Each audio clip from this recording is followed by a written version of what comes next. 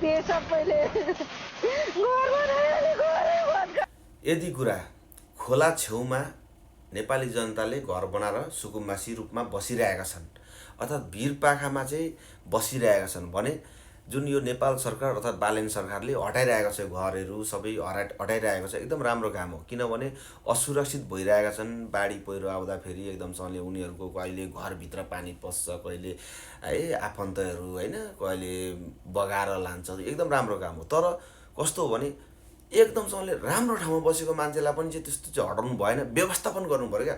टक्कसँगले नेपाल सरकार भनेको त पूर्व मेचीदेखि पश्चिम महाकालीसम्म नेपालीहरूको सबै हाम्रो जमिन हो सबै नेपालीको हक लाग्छ।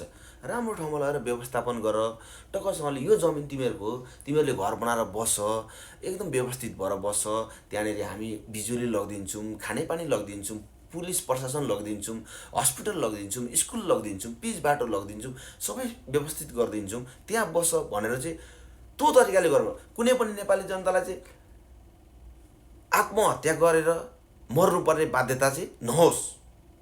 बालेन सरकारलाई चाहिँ मेरो मेन भनेको अनुरोध यही हो। तपाईँको के छ विचार?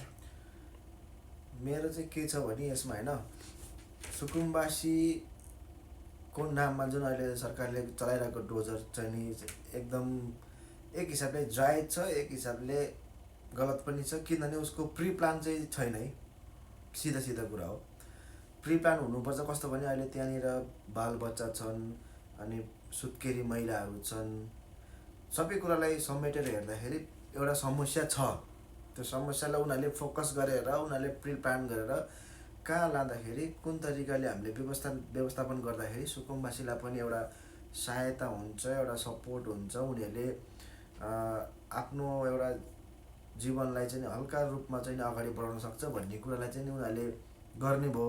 तर त्यो प्री प्लान नभइकन सरकारले गरेको कदम चाहिँ एउटा एकदम गलत हो। जस्तो कि मानौँ तपाईँलाई यो रुममा बस्नुभयो तपाईँले यो रुममा बसेपछि यो रुम छोड्दाखेरि तपाईँले 15 दिन अगाडि नोटिस गर्नुहुन्छ ओनरलाई होइन। ओनरलाई नोटिस गरी तपाईँले 15 दिन अगाडि त्यो रुमको एउटा प्लान हुन्छ प्री प्लान सिफ्टिङ गर्ने होइन ओ सेम थिङ्स हो। त्यसरी नै अगाडि बढ्ने त हो नि होइन। सुकुम्बासी भनेको नि त्यही त हो नि। सरकारको संयुक्तमा भएको जग्गालाई एउटा कुनै व्यक्ति कुनै समुदायले प्राइजमा ल्याएको छ भने उसलाई छोडेर अर्को ठाउँमा जाने त्यो चाहिँ अर्को ठाउँमा जाँदाखेरि चाहिँ सरकारले गर्नुपर्ने एउटा योजना सरकारले गर्नुपर्ने एउटा प्लान सरकारले दिनुपर्ने एउटा सुविधा स्वास्थ्य सुविधा अनि तपाईँको शिक्षाको सुविधा बच्चालाई आउनुपर्ने मेन्टली प्रेसर अहिले कति मान्छेहरूलाई मेन्टल प्रेसर छ यसमा होइन आमा समूहहरूलाई